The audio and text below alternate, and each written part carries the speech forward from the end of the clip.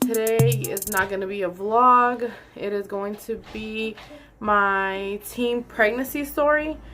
So let's just get right into it. So I was working at Subway, and this was 2012. And I was going to graduate. I was class of 2012, and so I was going through a breakup, kinda. I was working. I was getting ready to for graduation, you know, walk the stage, whatnot, and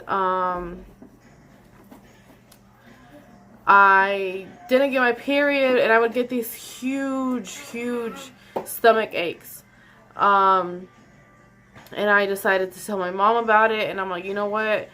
I keep getting these cramps. They're huge. They're really bad. And no period. No spotting. Nothing. So, she said, oh, well, I'm going to do some herbal teas. You know, the Mexican version first. And then if they don't work, then we'll have to go to the doctor.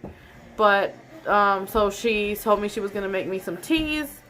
I said, fine. I went to work. We usually would get home around the same time, and that night I got home, I took a shower, waited for her, and she got home, and she looked at me, and she said, I'm not going to do a herbal tea, you're pregnant. And I said, I'm not. Like, I promise you, I'm not. Behind my mom's back, me and my sister, I have two, but the one after me, so me and her, we were taking pregnancy tests, I think like 2 weeks prior to this, until I told her, like the day that I actually told mom, that same day I took a test. I would buy Blue Clear, the 99-cent one, Dollar General brand, Walmart brand, First Response brand.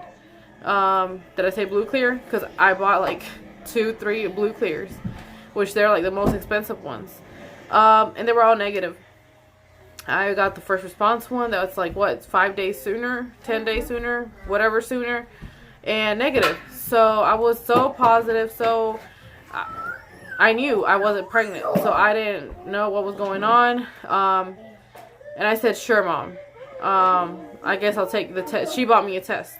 So I said, yeah, I'll take the test. But I'm telling you, I'm not pregnant. I don't know what's wrong, but it's not pregnancy. So the next morning comes, I get up, I start getting ready for school. I'm driving to school. I'm driving my sister to school. We're, you know, in the same high school. And she gives me the pregnancy test. I take it, and I start just getting ready for school like any other day. And I look down at the test, and there is a faintest line, like, I don't even, like, my face just turned pale white. I said, what? I said, this ain't right. Like, I just took one yesterday morning. Really? So, I get a positive test. I walk out, and me and my sister are like shocked because, like I said, we just took one a few hours ago, and it was negative. So,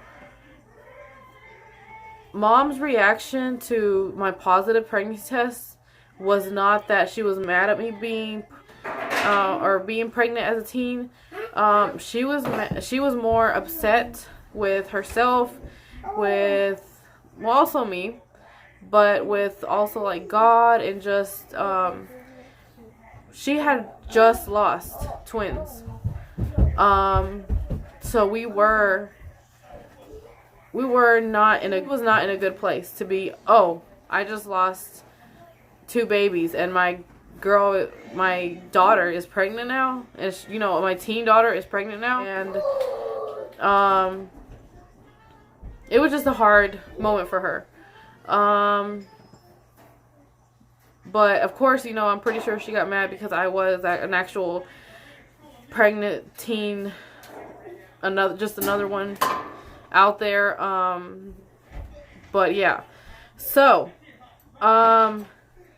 me and David in this we were taking a break. We were still texting once in a while, but we were just taking a break from each other. We were broken up, pretty much. That's what, yeah, we were broken up. Me and my sister decided to go to the emergency room and just say that I have stomach aches and that I am not sure if I'm pregnant or not. So we go and I get an ultrasound and I am 9 weeks pregnant and I had just gotten a positive. And the guy shows me my little alien creature in there. I wasn't happy, but I wasn't upset. I was just in shock. Alright, so I am 9 weeks pregnant. I'm in shock. I send a picture. I take a picture that, you know, the confirmation that I am pregnant. I send it to David, and he does not answer me until 2 days later. I get a text back, an answer back, and he just asked me, how far along are you? Is it mine? Which was, I don't know what to say about that, but he did ask me, is it mine? How far along are you? And just a bunch of questions. So we end up getting back together. He ends up going to talk to my dad. Go bring me the juice. Go get the juice. He ends up going to talk to my dad and just say that we're ready to move in. Never did he say, hey, I got your girl pregnant. Well, your daughter pregnant. That's all he said. So we move in together, and I finally have my first real doctor's OB appointment, which to that appointment my two sisters went, and I hear the heartbeat for the first time, and I fall in love to whatever is in my stomach. It was beautiful. And with David, it was hard, honestly, to move in with him, because I don't want to say that we moved in together because we were pregnant, but it was kind of that situation. There was some lying, there was some stuff that went on. We moved on with life, and honestly, I don't know why I was so afraid to be alone, to be a single mom.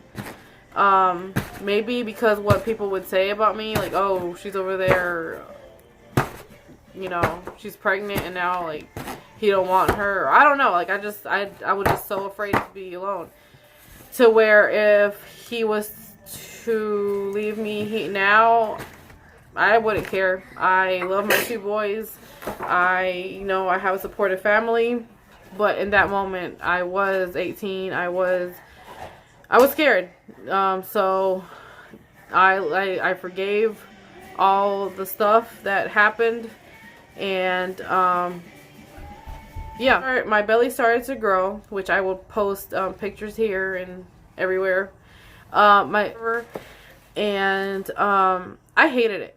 I hated my body. I hated so growing up, I was always a chunky girl. Even now, I'm very I'm chunky. But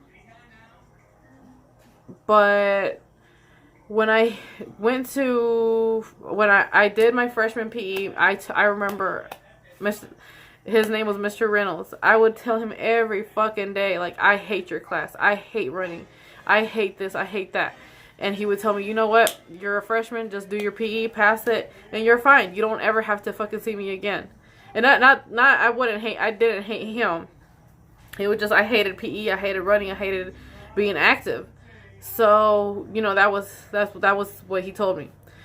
Then the next year comes, and I don't know why I feel motivated. I feel like I want to lose weight. I want to do this. I want to do that. And I got him. I think I got personal fitness That's what it's called, personal fitness. And he looks at me, he's like, okay, they made a mistake, right? And I'm like, no, I chose it. I asked for you. I'm here. So I started the class. I lost so much weight. Like, I wasn't super skinny, but I wasn't fat anymore. Like, I wasn't fat, I wasn't skinny. I was happy with my body. So for me to lose all that weight and then to feel good about myself and then start growing this big belly, it was hard to see myself grow again and get chunkier. So honestly, there was I didn't have nausea. Obviously, I mean, I was freaking nine weeks when I found out that, yes, I'm pregnant. So all that time, I did not have nausea. I did not have, like, all these pregnancy symptoms, my nipples or whatever. No, I didn't have none of that.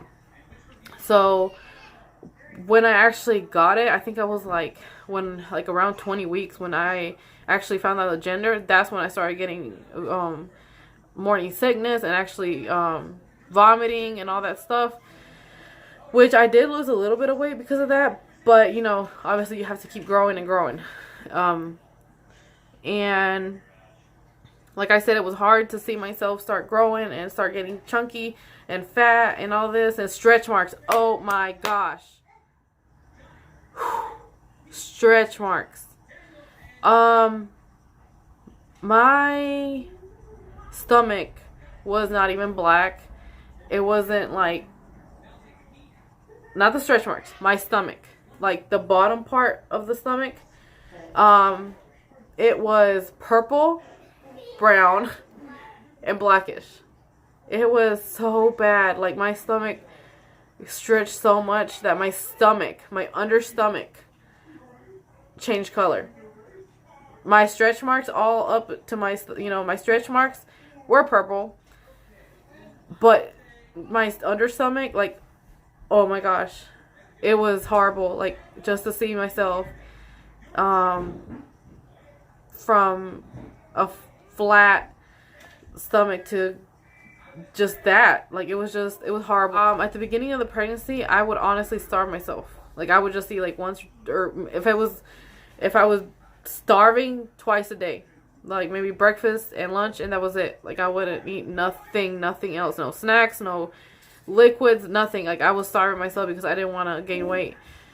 And then my mom caught me, huge talk with me,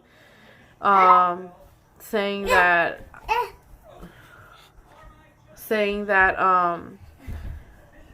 the baby didn't ask to be here. You know, don't put it out on the baby. Eat, take your vitamins, and take care of this baby. He didn't ask to be here, which she was right. And she, said so much other things to me. And then I started to actually appreciate that, hey, you're giving life. You're creating another human being in your stomach. You're, like, this is beautiful. Like, your body is beautiful. Like, don't be ashamed. Like, and I was so ashamed to be, just pregnant in general, that I cut off almost all my friends from high school. I cut all my social media. I quit talking to people because I was ashamed, honestly, and started to embrace my body, and it was beautiful. And like I said, me and David were not really in a good place my whole pregnancy. We did live together. We were together. There was, good times. There was bad times. But we didn't really communicate. So we were both very, very immature the whole pregnancy, honestly. So his name, I thought he was a girl, and I chose his name, which was gonna be Nala, and I love the name Nala. Maybe I don't think I'm gonna get pregnant anymore or have more kids because of medical issues that I have.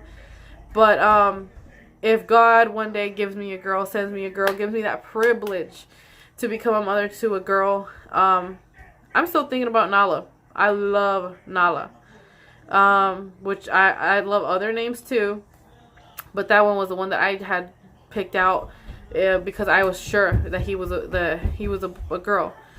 Um, but we chose his name, me and my sister, and so then 20 weeks roll by.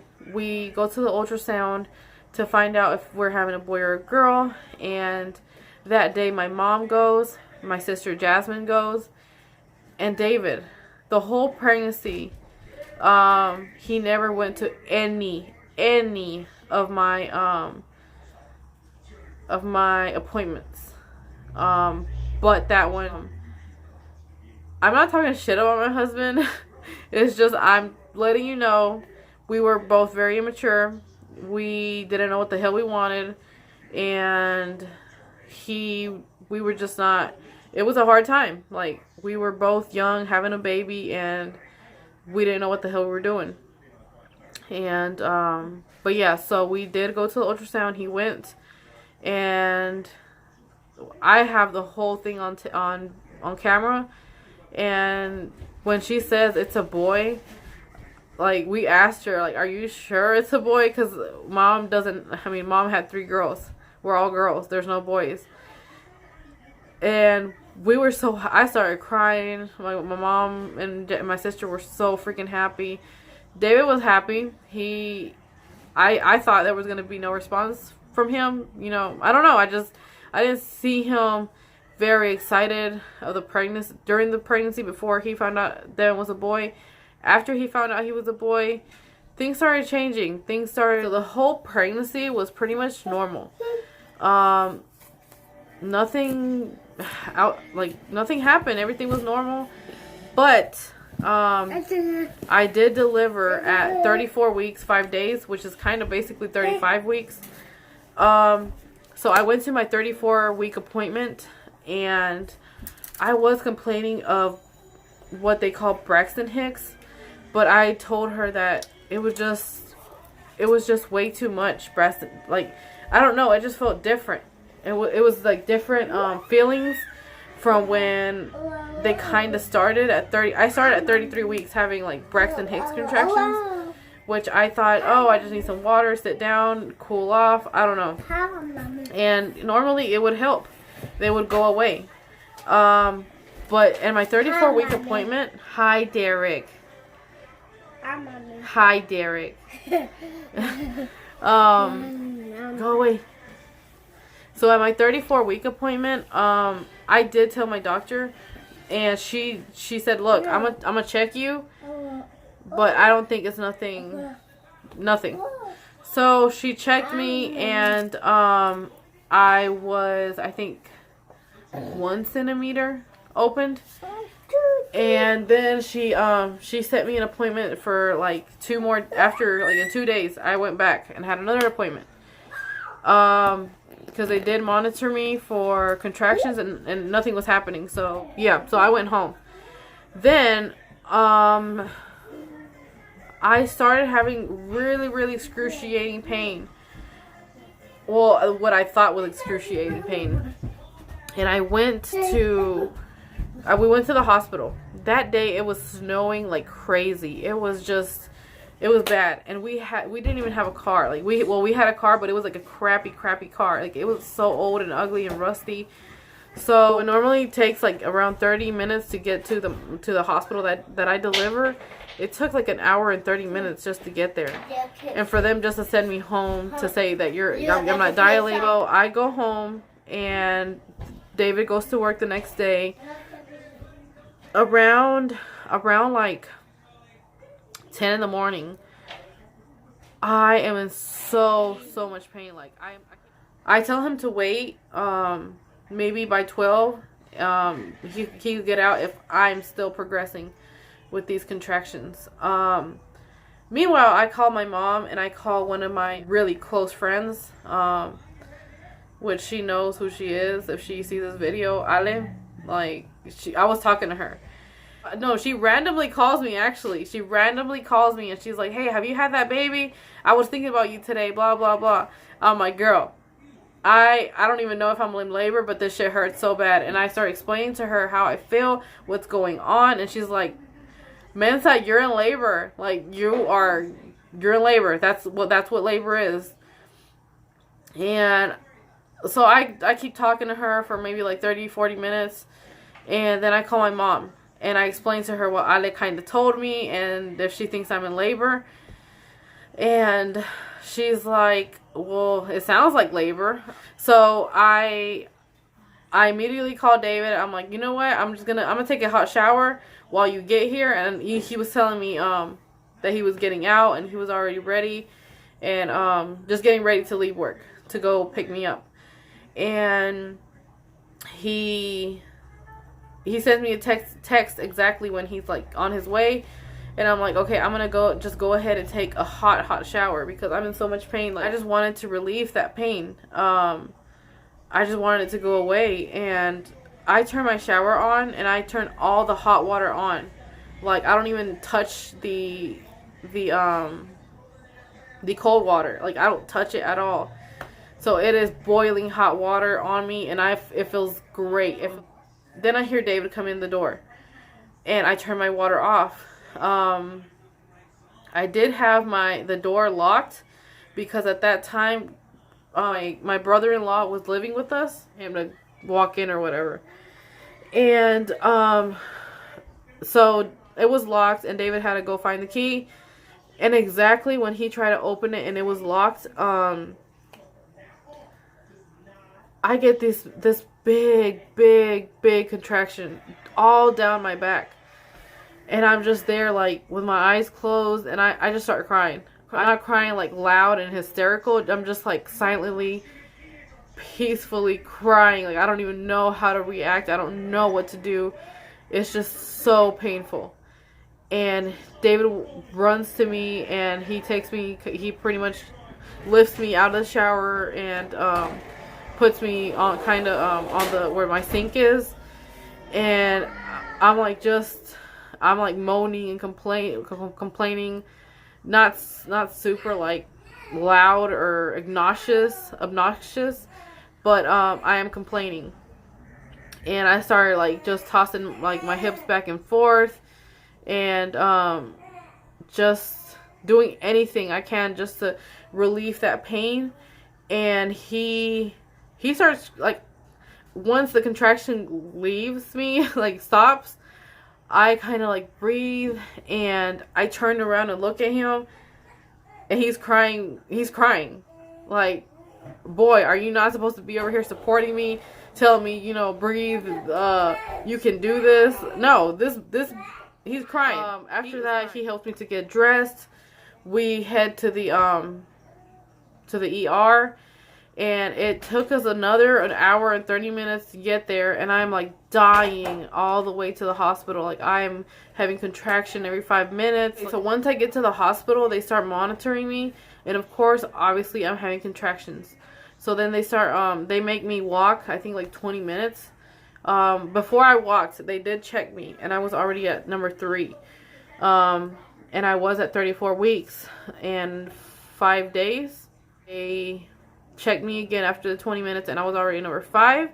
So then they actually gave me a real labor and delivery room. And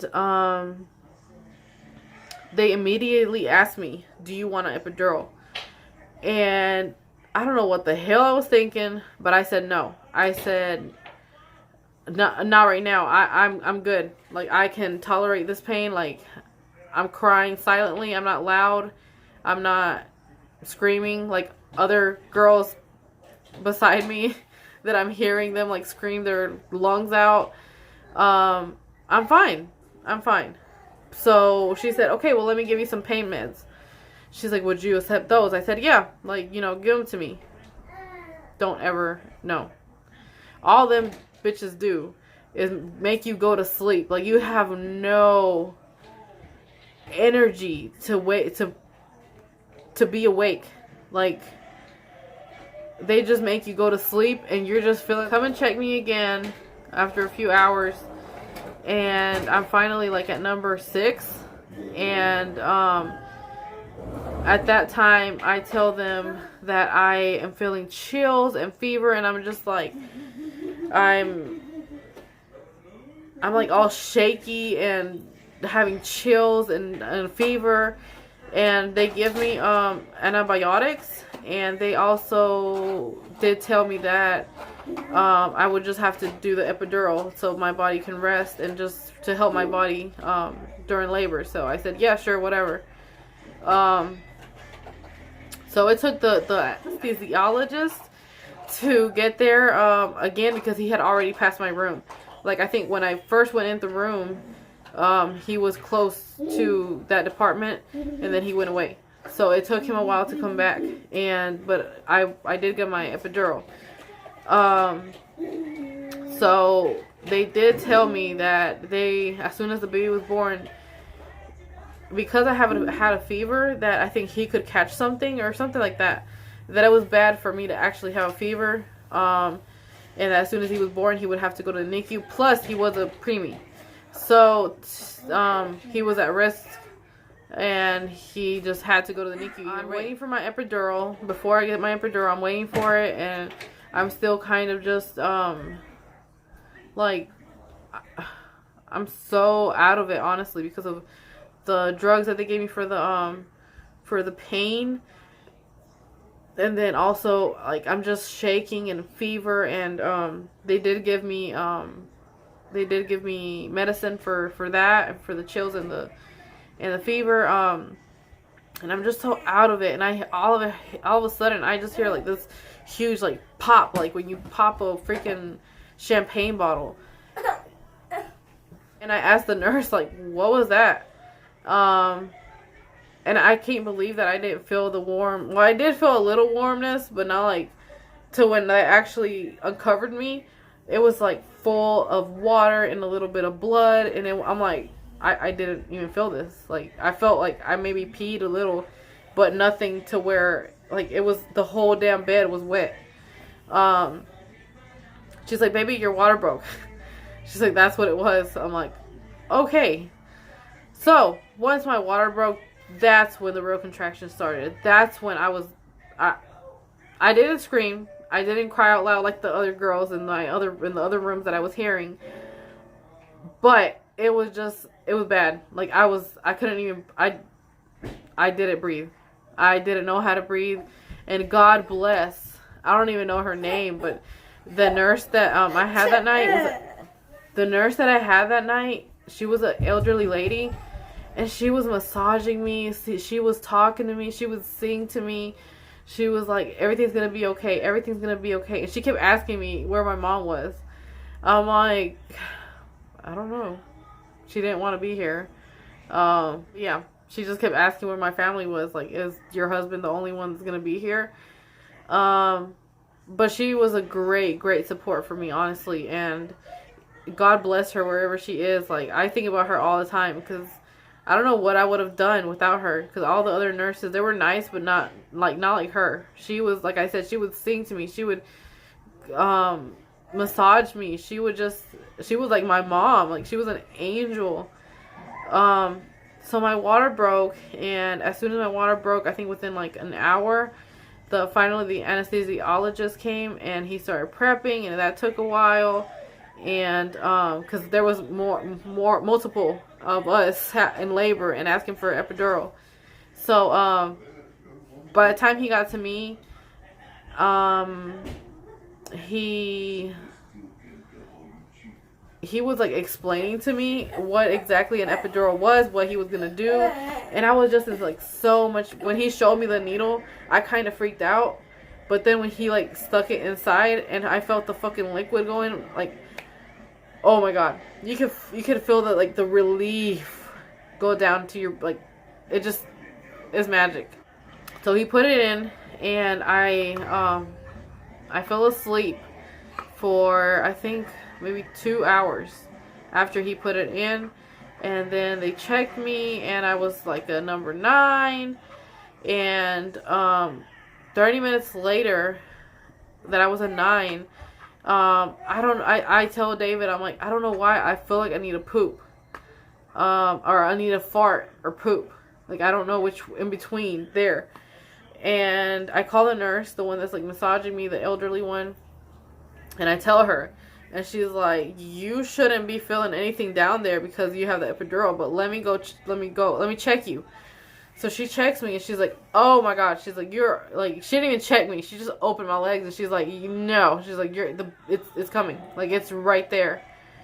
So she calls in the doctor, the nurses, and everybody just kind of gets ready. And it took a while to actually push him out because I tore a little. And then the freaking doctor never came in to like massage my, what's it called, ovula or whatever that is, like my vagina. So I ripped, and then he cut me down more, what I had already ripped, and he finally came out. I want to say it was like about 30 to 40 minutes of just pushing. My whole labor was around like 12 hours. The actual labor. Once he's born, all they do is show me his face, and they run with him. They run to the NICU with him. I honestly do not remember if he cried, if he didn't cry.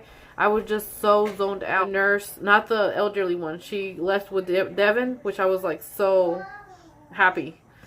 She left with David and with Devin to the NICU, and they left me there alone.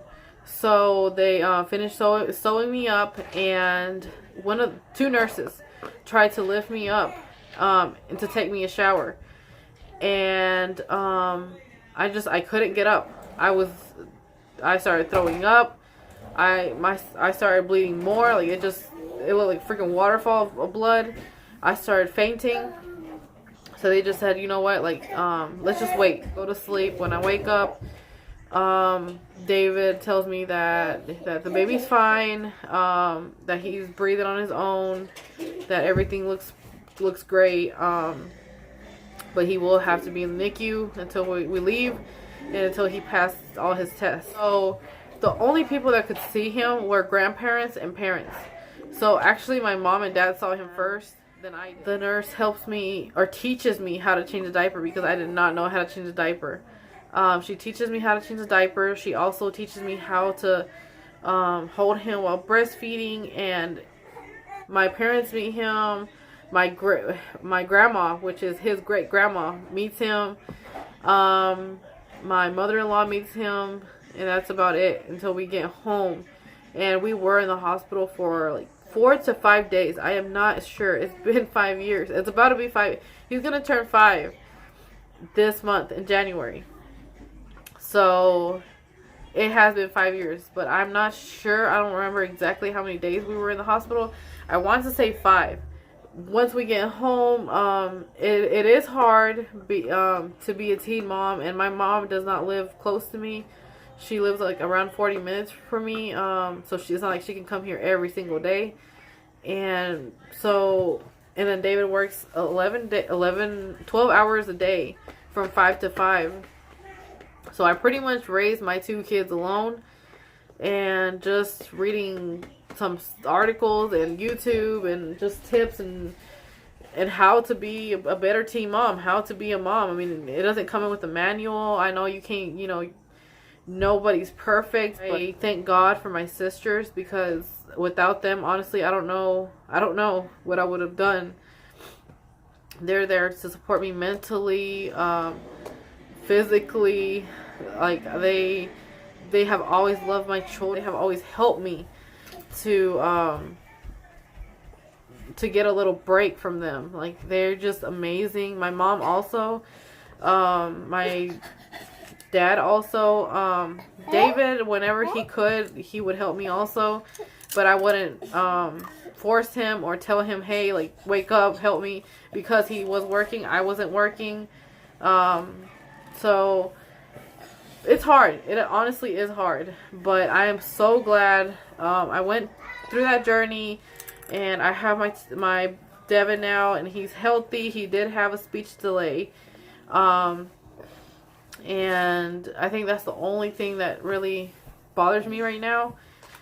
That is my pregnancy story, my teen pregnancy story. And if you're a teen mom, like, I admire y'all as much as I admire now that I look at what I went through as a teen mom, and what just my accomplishments as a mom, as a woman. I'm just so proud of myself, and I admire other teen moms. It's hard. It is so hard. But I have my Devin. I love my Devin.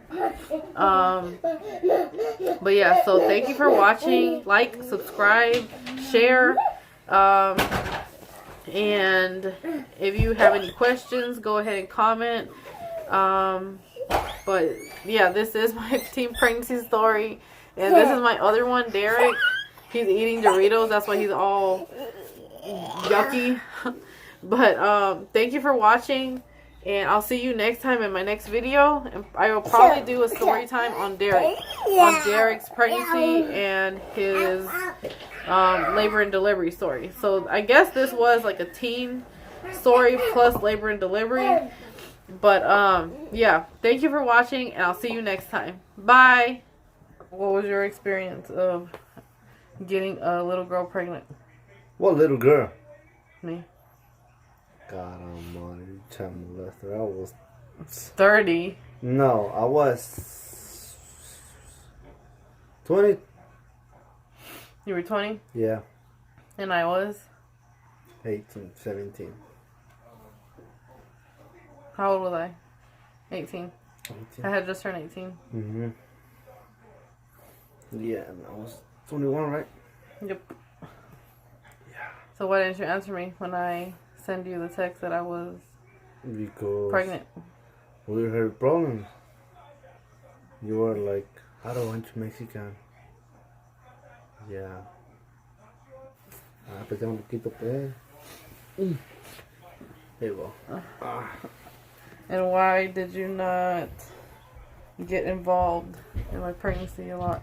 I did. Devin, no. At all, casi. At all. Hey, no, no. Wait, come on. But Derek, yes, you were very involved. You would ask me about the appointments. You would ask me how many weeks. You would ask me everything. But with Devin, you didn't really care. And you would make me drive. I was a little freaking squinkly little kid. So you were immature. Yep, I was immature. Asshole together. So how did you feel when he was born? Oh. Because you went to NICU with him first, no? Before you saw him, before I even saw him. Yeah. I don't know. I couldn't believe that little piece was mine. It looked just like you. No, actually, when he was born, he looked like Jasmine a lot. I was like, Jimino! No, he didn't. Yeah, I'll put a picture right here of him. Because, well, right, it's not, yeah, right here. It's not going to be, right, it's not going to be, because yo lo vi casi, like, I saw him, fue con su mom. Okay, this is the English video. The first time I saw him, it was with his mom. Because he went to go see him as soon as he was born. Then my mom came to visit us, and it was only grandparents and parents that could see him in the NICU. And I didn't go see him until, like, my mom left. My mom saw him and my dad and my grandma, which is his great-grandma. And then they left. And then my mother-in-law came, and that's when I went to go see him. I took that picture with my phone. I took the picture. I was thinking. Jasmine, I think he looks just like him. No, he just came out. Yeah, when he just came out. Oh, he looked like Jasmine. Oh my God, no, he didn't. Yeah. He looked like my dad. He did get a lot of my dad's family traits. Because he was like, all this was hair, all this was hair. Like, he looked like he had a beard. And his whole forehead was hair. Yes. It was funny. He looked like a monkey, like literally a monkey. And Derek was bald. Derek, you want me to call you a monkey? But Derek was bald. He has more of my traits and his traits, because he's like 27 years old and he barely has this growing, and he has like, he don't shave here. Nothing grows here. He don't shave. He's gonna be like my dad, like super hairy. Because even if you feel his legs right now, like you can feel the pricks of all the hair.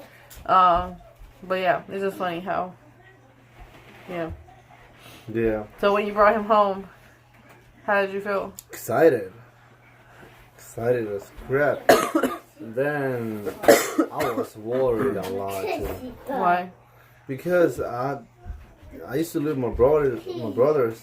I didn't know how to handle a family. I was like, crap, am I do it or how am I do it? You know.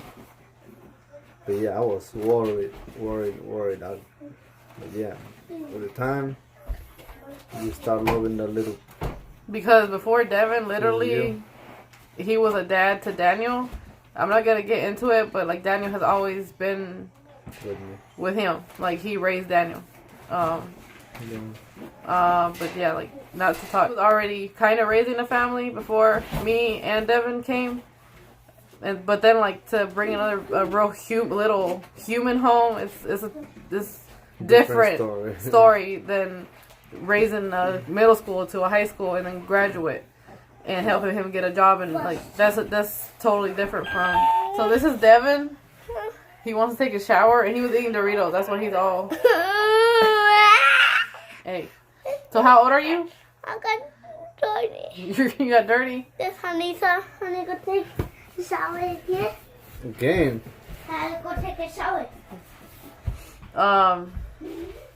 Would you have another kid right now? No, Well, right okay, not right now, but if it happens, if it happens, it happens. Yeah, You want to Devin?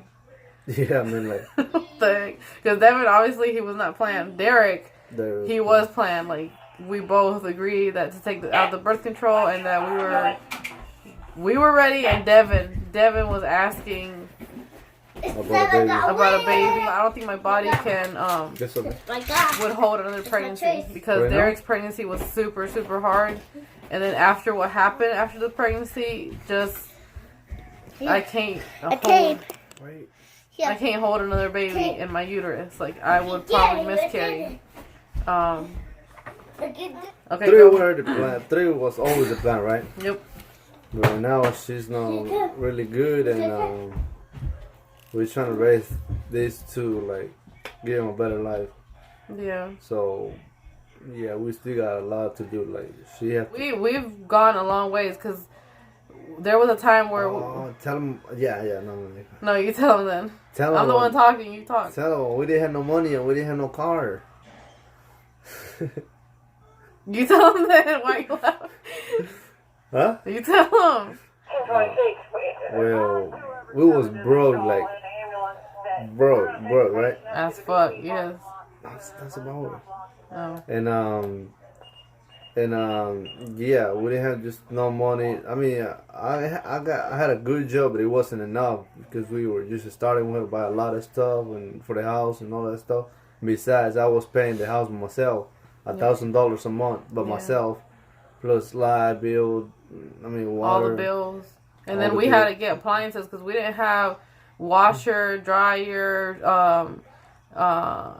bed, couch, like sofas, couch, everything. Like we didn't have nothing. No. And all we had was donated stuff from people, but it stink like rat pee. Yeah. Like it was just horrible. So slowly but surely we've gotten there. And then like I said, we had Daniel, and he was in high school while I was pregnant, so it was like raising another teen here in the house. And he wasn't working. He would just work in the summer, and he would pitch in the summer when he would work. But it was just summer. That was the only chance that he would get to work. But it was just hard. And then one time, our light, they cut it off, and it was like, But that's because we forgot it, right? I can't remember. Let me know. We can't. I don't remember if we like didn't have the money or. I don't know. I can't remember, but they did cut the light off, and we had to go get candles and have like a romantic. And then we didn't have a table. We had a plastic table that day, and it was just me, him, and Daniel, and we were having like a romantic dinner because we didn't have light.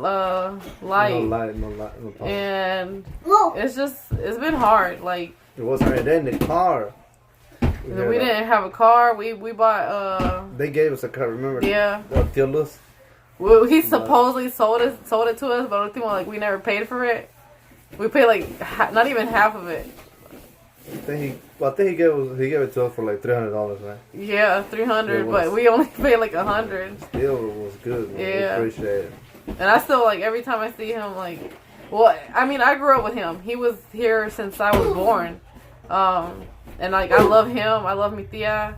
Like I just appreciate them so much. Like what they did to me, what they have done with us, like me and my sisters growing up. Like my mom and dad are very boring, so they would take us out to like the circus, the theater, like anything they could take us out with to, they would do it before they had kids. And then for them to like give us that car for según 300 or $300. yeah, and then we didn't even pay them.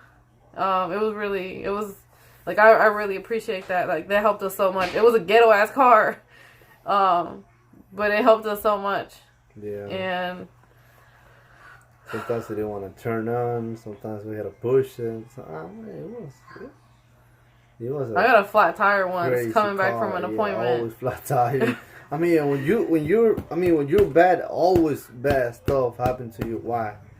Yeah. But yeah, I think it's just life. I mean, like, They say when it rains, it pours. Like, yeah, I think it's very. It's life trying to test you. yeah. Yeah. But I guess I do love you and you do love me. We're still together. You can. I mean, I was raised when I was selling. I mean, I didn't have no shoes till I was like 10. No, actually 5 years old. You know, they bought my first shoes when I started kindergarten, and yeah, I used to wear my shirts like holes everywhere, and I mean, you just gotta believe, you know, like you just never give up. I mean, like I remember, I mean, you just can't do it. I mean, you just gotta be always positive, and yeah. I used to sell, what you call them? Ice cream? Oh, really? Ice cream when I was like 10. Yeah, we used to go to another town with my little sister. We was like 12, she was 10. Like, sometimes we didn't have no ride back home, maybe like I go to grade first, Daddy. 5 miles. We had to walk back home around 8 to 12, 11, 12. Yeah, we used to cry ourselves. I mean, we never say nothing really. Yeah, I used to cry and I was like, one day I'm going to be rich, I'm going to be rich. Yeah. But yeah, I mean, I'm still proud. Yeah. I'm still proud of all that. I mean, Well, I didn't happy have- I live all that. I'm just happy. I didn't have a rough childhood. It's just that I was so used to being a princess at home and dad giving me everything I wanted and going out every freaking Saturday and Sunday to eat out. And then to come here and this Mexican don't want to go out. He don't want to go eat out. Yeah. He don't want to. Well, now he does. Now he's like me. But when I first moved in with him, he was very closed-minded. He was very cheap. Careful, He was just, I don't know, yeah. different. That was now compadre. He would take him to work. Yeah. But we had a lot of help by a lot of people, and that's why we chose also Juan and Brenda to be Derek's godparents. Cause I didn't talk to Brenda until Devin was like 2. Mm-hmm. No, 2. He was 2, I think. No, He was 1. yeah, he was the one. But I saw Juan give him rides and stuff, but I didn't really pay attention. And then me and her like became friends, and he's helped us a lot, and her too. Like she's grateful for all the people that has come into our lives and helped us, and I guess become better people also, and progress in this life. But yeah. But if one day they need it, they know we'll be there for them. Yeah. So, yeah. No doubt. I put my hands on the fire for them. Yeah. But I don't gotta work tomorrow. I Oh yeah, work it is tomorrow. snowing. Spanish, Yeah. like we Mexicans. So. I'm gonna make some Arroz con leche. no, the other. Come on, maicena. Uh-huh. Yeah. Hopefully she can make she makes some arroz con leche with pan. They see on pan. Thank you for watching. I'll see you next time, and If you want to see more videos like this with him or questions, just leave them down below in the comments, and I'll see you next time. Bye.